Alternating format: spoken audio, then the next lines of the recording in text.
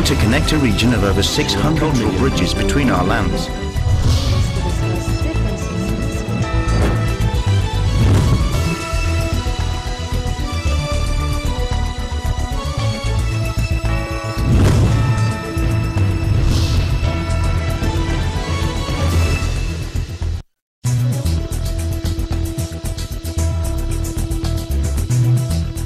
Hello and welcome to the program. I'm Alma Angeles and welcome to ASEAN in Focus. And I'm Nea Mangawang, delivering to you the latest news in and around the ASEAN region.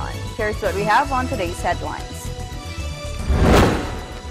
The ministerial meeting on Ebola preparedness and response participated by 13 Asian countries kicked off in Bangkok. On December 26, 2004, a magnitude 9 earthquake off the coast of Indonesia's Aceh province triggered an Indian Ocean tsunami that killed an estimated 226,306 people in Indonesia, Sri Lanka, India, Thailand, and 9 other countries. And later, boxing champ Manny Pacquiao promised to chase Floyd Mayweather into ring submission.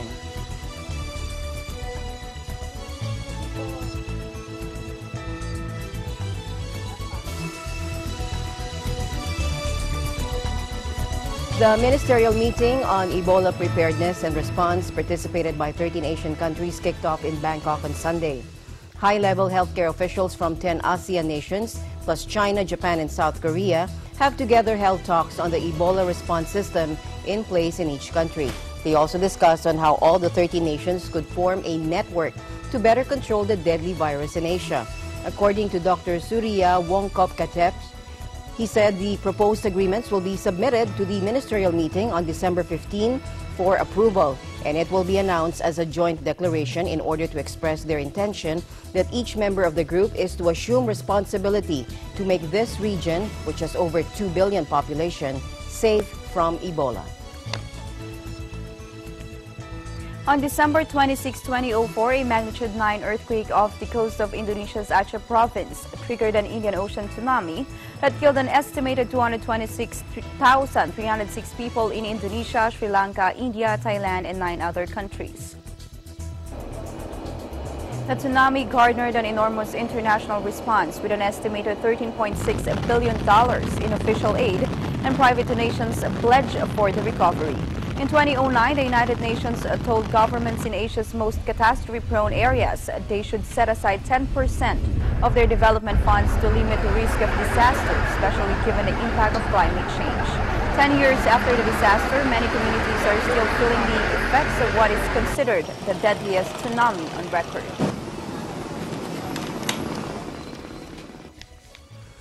In other news, Indonesian President Joko Widodo visited the scene of a landslide where he said he would assess whether more heavy lifting equipment was needed. Indonesian search teams used heavy lifting equipment for the first time to clear the roads leading to the site of the landslide that destroyed a village and killed at least 24 people, officials said, with 4 still missing. Police, soldiers, and volunteers were using their bare hands and makeshift tools to search for survivors and clear the area after the disaster happened on Friday night. Hundreds have been evacuated from around Jemblung village, where media pictures showed a flood of mud and water cascading down a wooded mountainside. The spokesman for the National Disaster Mitigation Agency said 24 people had been killed, 84 were missing, and 577 people from the surrounding areas had been taken to temporary shelters. There were 2,000 people involved in the search and rescue operation. Mudslides are common in Indonesia during the monsoon season, which usually runs from October until April. Thousands of Indonesian workers protested in Jakarta as part of a nationwide strike to seek higher wages after President Joko Widodo raised fuel prices. Workers headed into the capital from industrial areas in the greater Jakarta region and blocked the Central Hotel Indonesia roundabout. The strike is the biggest protest since Widodo took office on October 20. Higher wages would erode the country's competitive advantage against China as manufacturers look for alternate production locations and contribute to inflation after Jokowi boosted fuel prices last month. The Indonesian government also raised subsidized fuel prices by more than 30%, saying it would divert the money for infrastructure, healthcare, and education, but workers insisted the move was not enough. For months, workers across the nation have been rallying almost every day. They are now warning the government that a larger-scale protest will happen next month if their demands are not met.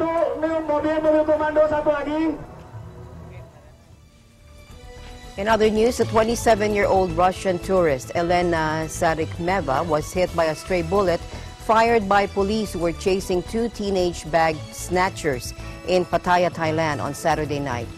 The 9mm bullet hit Sarikmeva in her left ankle while she was walking along South Pattaya Road heading to the beach area. The shootout occurred at 9 p.m. local time when police were chasing two teenage robbery suspects who allegedly snatched the bag of local residents and tried to escape on a motorbike. Police said one of the suspects fired toward officers while being cornered at an intersection, and the patrol police who were chasing them fired back to stop their attempt to escape.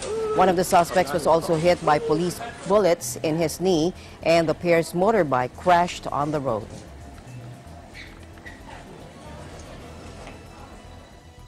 Dozens of hostages were trapped inside a central Sydney cafe on Monday, December 15. Local television showed some being forced to hold up a black flag with white Arabic writing in the window, raising fears of an attack linked to Islamic militants. Prime Minister Tony Abbott said he was convening a meeting of the Cabinet's National Security Committee for a briefing on the hostage situation at the Lynn Cafe in the country's commercial capital. Australia, which is backing the United States and its escalating action against Islamic State in Syria and Iraq, is on high alert for attacks by radicalized Muslims or by homegrown fighters returning from the conflict in the Middle East.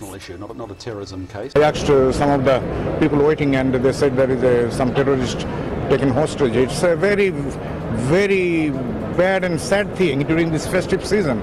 People should not go crazy over here, you know, and I felt really sad during this time of the year.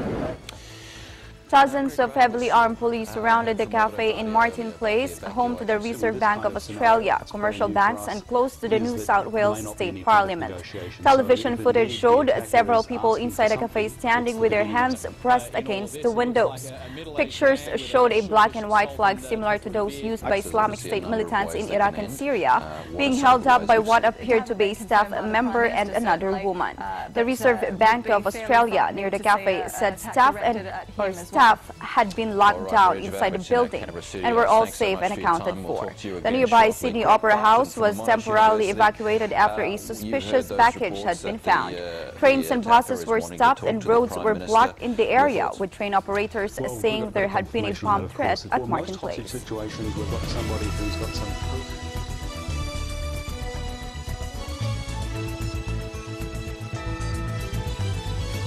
And still with our breaking news, Australian police meanwhile said they have not had direct contact with an armed offender holding an undisclosed number of people hostage at a cafe there in Sydney, in central Sydney. Listen to this. Well, we're working through that, and then at this stage we have not got extensive communications. In fact, we're not dealing direct with him. At this stage, the operational advice I've got is that we're still determining what it is that may well be the motivation, and at this stage we are still not yet in a position to determine where the individual is from.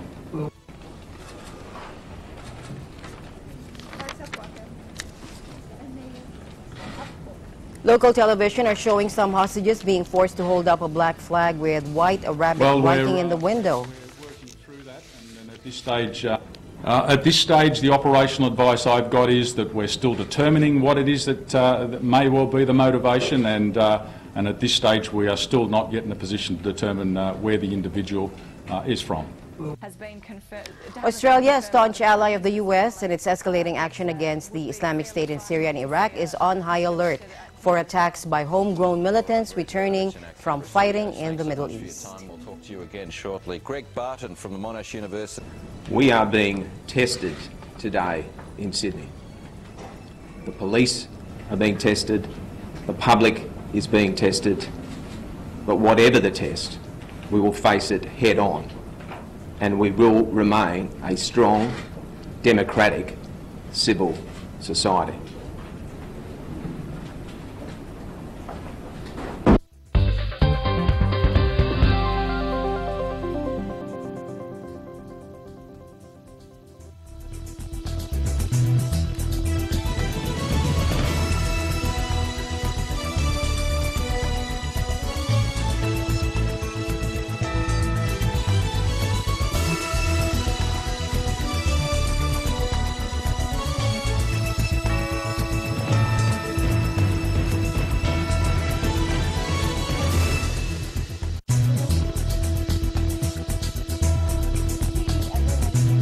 yung tempo.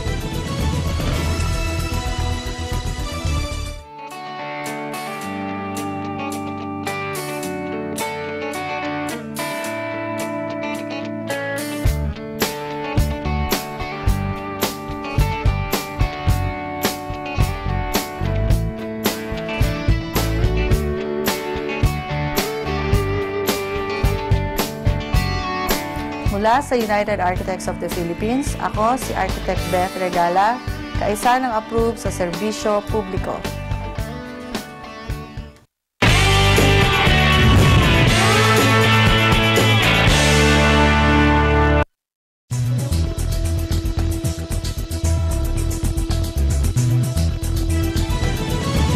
Boxing champ Manny Pacquiao promised to chase Floyd Mayweather into ring submission.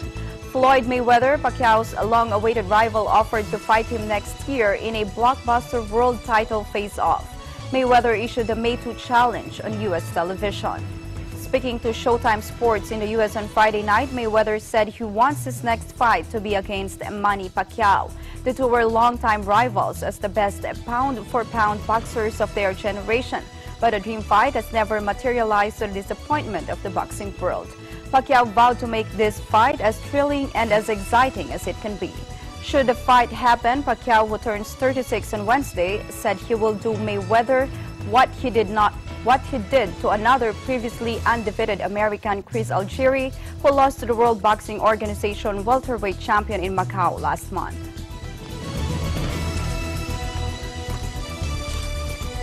The K-pop group BTS, or Bangtan Sonyeondan in Korea, which means Bulletproof Boy Scouts, held a concert in Singapore. The 7-member boy band is on its very first Asian tour, making stops in Japan and the Philippines before Singapore. Many fans arrived more than 8 hours before the show to meet the other fans and pick up banners to raise during the concert. Teenage girls made up most of the audience on Saturday, with many agreeing the dance choreography is what attracted them. They are well known, compared to other K-pop groups, they are well known for their hip-hop music and their in-sync choreography. Whenever K-pop idols tend to have their own images, but BTS, they tend to be just themselves in any kind of shows. For me personally, I like BTS because of their choreography and originality in their songs, and also not to mention their visuals.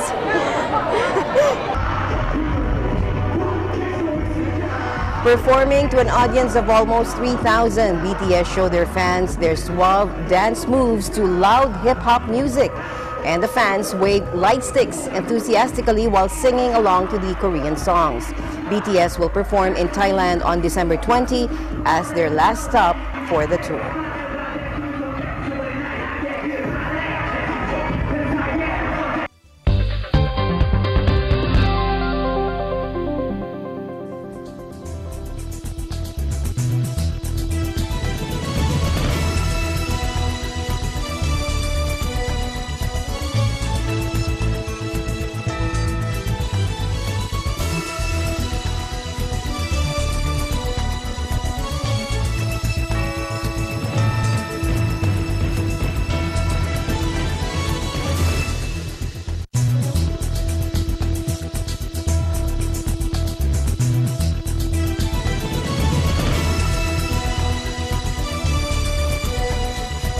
And that's all we have for you today. Stay updated about the ASEAN region. We'll see you back tomorrow. I'm Nia Mangawa.